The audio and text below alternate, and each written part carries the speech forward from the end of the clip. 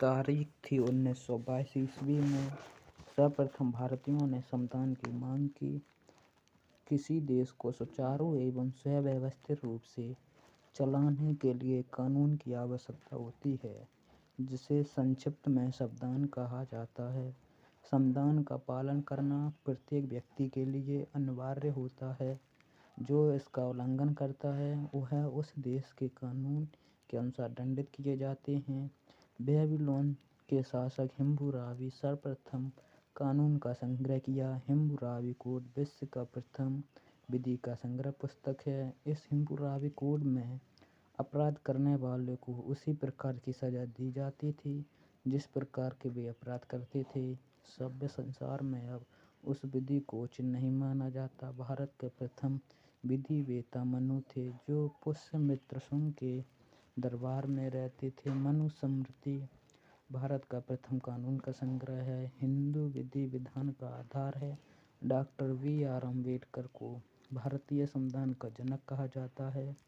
संविधान निर्माण के लिए अनेक समितियां बनाई गई थीं, जिसमें 29 अगस्त 1947 को 7 सदस्यीय प्रारूप समिति बनाया गया, जिसके अध्यक्ष डॉक्टर अम्बेडकर थे। यह समिति सभी समितियों में सबसे महत्वपूर्ण थी, इसलिए डॉक्टर अम्बेडकर को संविधान का निर्माता कहा जाता है।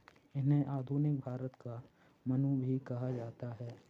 भारत में संविधान का विकास ईस्ट इंडिया कंपनी के भारत में शासन करने से प्रारंभ होता है। 31 दिसंबर 1600 ईस्वी को ब्रिटेन की महारानी एलिजाबेथ प्रथम के द्वारा दिए गए चार्टर द्वारा ईस्ट इंडिया कंपनी को 15 वर्षों के लिए पूर्वी व्यापार का एक अधिकार दे दिया गया। 1608 ईस्वी में अंग्रेजी ईस्ट इंडिया कंपनी भारत में सर्वप्रथम कारखाना सूरत में खोला। ईस्ट इंडिया कंपनी के शासनकाल में प्रशासन का संचालन निम्न संस्थाओं के हाथ में था: स्वामित्व का मंडल, कोर्ट ऑफ प्रॉपर्टीज, कंपनी के सभी साझेदार की यह एक समिति थी। इस मंडल की विधियां संविधान, आदेश एवं अध्यादेश बनाने का अधिकार प्राप्त था। संचालन मंडल कोर्ट ऑफ डायरेक्टर 24 सदस्यीय इस मंडल को स्वामी मंडल चुनता था। संचालक मंडल का मुख्य कार्य स्वामी मंडल द्वारा निर्मित कानून, विधियों एवं नियमों को लागू करना था। यूरोपियन कंपनी भारतीय राजनीतिक दुर्दशा का लाभ उठाने का प्रयास किया, जिसका प्रयास फ्रांसीसी कंपनी के महानतम गवर्नर डुप्ले 1742 से 54 AD में प्रारंभ किया, लेकिन इसका लाभ वास्तविक रूप से अंग्रेजों ने उठाया।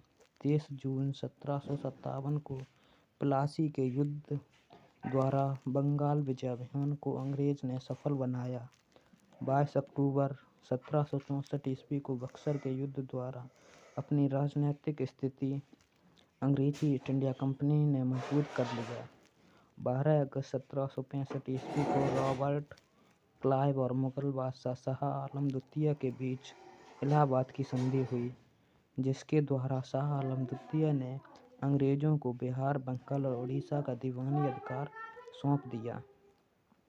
बंगाल में द्विज शासन 1765 से 72। इस दौरान बंगाल कंगाल हो गया। कंपनी की वित्तीय स्थिति भी खराब हो गई। बंगाल में लूट, खसोट और पथभ्रष्ट शासन व्यवस्था रही। इस कारण कंपनी ब्रिटिश सरकार से वित्तीय सहायता की मांग की। इसके लिए ब्रिटिश सरकार ने संसद में एक एक्ट लाया, जिसे रेगुलेटिंग एक्ट के नाम से जाना जाता है, जो 1773 ईस्वी में भारत में लागू किया। 1772 द्विज शासन समाप्त कर दिया गया। लॉर्ड वारेन हेस्टिंग्स 1772 से 84 भारत के प्रथम गवर्नर जनरल बने। रेगुलेटिंग एक्ट 1773 इसके प्रमुख प्रावधान थे। इस एक्ट के द्वारा संसद की कंपनी पर नियंत्रण शुरू हो गया। इस एक्ट के द्वारा गवर्नर जनरल की एक कार्यकारिणी परिषद बनाया गया, जिसमें कुल 5 सदस्य थे, जिसमें बहुमत से निर्णय लेना था। बंगाल प्रेसिडेंसी के अधीन बॉम्बे और मद्रास प्रेसिडेंसी को दिया गया।